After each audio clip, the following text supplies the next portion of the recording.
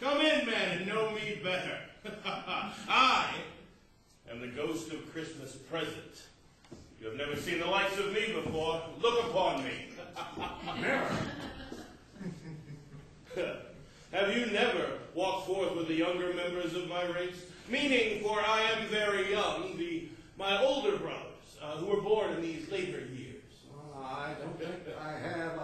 I'm afraid I have not. Have you had many brothers, Spirit? More than 1,800. A tremendous family to provide for. Spirit, I give you leave to conduct me where you will. I went forth last night on compulsion, and I learned a lesson that is working now. Tonight, if you have aught to teach me, let me profit by it. Touch my robe.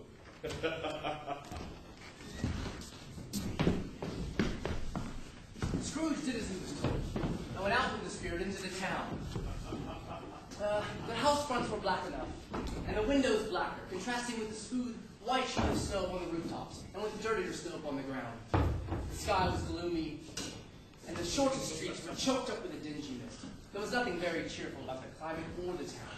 And yet, there was an air of cheerfulness abroad that the clearest summer air and the brightest summer sun might endeavor to diffuse in vain.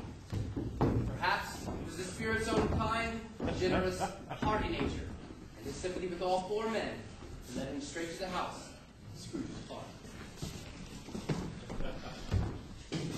What echo about your precious father then, and your brother Tiny Tim, and Martha weren't as late last Christmas Day by half an hour.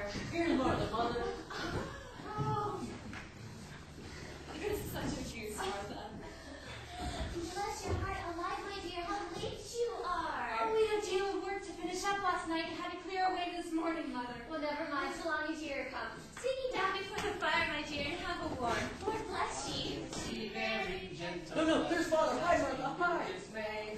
Remember Christmas Day. We saved us all from Satan's power when we were gone astray. Oh, tidings of comfort and joy, comfort and joy. Oh, tidings of comfort and joy. Why, where's our Martha? Not coming. Not coming. Not coming upon Christmas Day.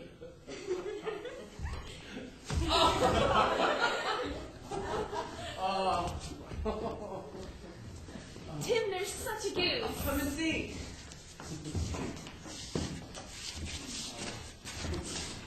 And how did little Tim behave himself?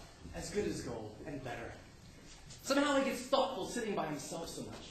He thinks the strangest things you ever heard. He told me coming home that he hoped the people saw him in church because he's a cripple. And it might be pleasant for them to remember upon Christmas who made lame beggars walk and blind men see. Good Father. Oh, my. I don't believe there was ever such a goose cooked. Mother, I believe this is the greatest success achieved by you since our marriage. A very small goose for a large family. Merry Christmas to us all, my dears. God bless us. God bless us. God bless us every day. Spirit, tell me if Tiny Tim will live.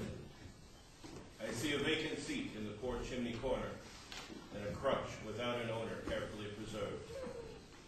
If these shadows remain unaltered by the future, the child will die. Oh, no, kind spirit, say he will be spared. If these shadows remain unaltered by the future, none other of my race will find him here. What then? If he be like to die, he should do it, and decrease the surplus population. Oh, Spirit. Man, if man you be in heart, forbear that wicked cant, until you have discovered what the surplus is, and where it is. Will you decide what men shall live, what men shall die?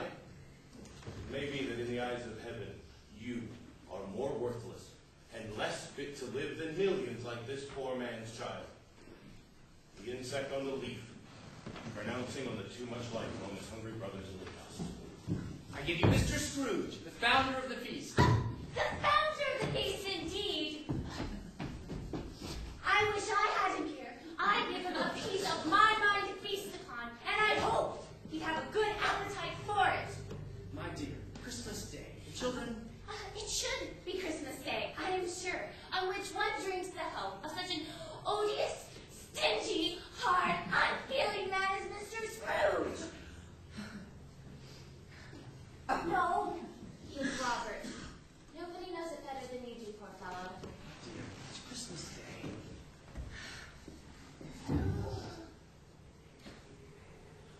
I'll drink his health for your sake and the day's, not for his. A long life to him, a Merry Christmas, and a Happy New Year. He'll be very merry and very happy, I have no doubt. Oh, I am the ogre of this family. Look upon them, Ebenezer Scrooge. They are not a handsome family. They do not have nice clothes. Their shoes are far from waterproof. And Peter might, and very likely does, know the inside of a pawnbroker. But they are happy, grateful, pleased with one another, and contented with the time.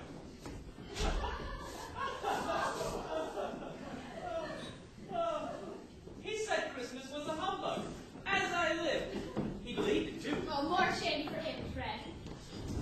He's a comical old fellow, that's true. And not so pleasant as he might be. Oh. But his offenses carry their own punishment, and I have nothing to say against it. Well, I'm sure he's very rich, Fred. At least you always tell me so. And what of that, my dear? His wealth is of no use to him. You don't do any good with it. You don't make himself comfortable with it. He hasn't the satisfaction of thinking that he's ever going to benefit us with it. Well, I have no patience with him. Oh, I have. I feel sorry for him. I couldn't be angry with him if I tried. And I mean to give him the same chance every year, whether he likes it or not. I pity him. He may rail at Christmas till he dies, but he can't help thinking better of it. I defy him. And if he finds me going there year after year in good temper and saying, Uncle Scrooge, how are you? If it only puts him in the vein to leave his poor Clark 50 pounds, that's something. And you know, I think I shook him yesterday. Oh, come on. Let's have a game. Oh, let's play yes and no. Oh, yes. Let Fred be it. He always comes up with the best things. Let me think.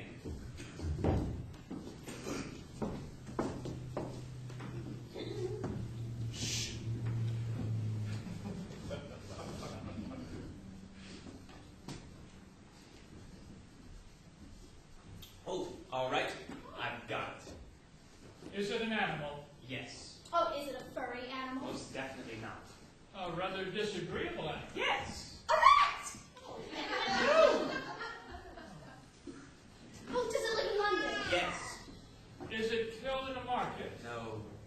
Is it a horse? No. An ass? Well, sometimes. It's only yes or no, Fred. All right. No then. Is it a cat? No. A pig? It's not killed in a market, Oh, remember? yes. Does it walk on four legs? No. I have found it out. I know what it is, Fred. I know what it is. And what is it? It's your Uncle Scrooge. It is indeed.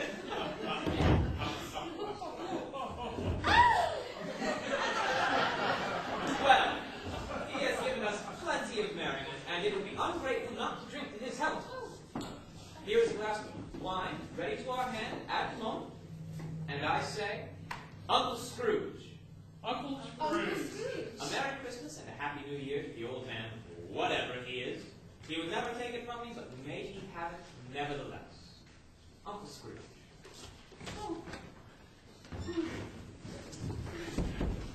Uncle Scrooge had imperceptibly become so gay and light of heart that he would have pledged the unconscious company in return, and thanked him with an inaudible speech. The ghost had given him time.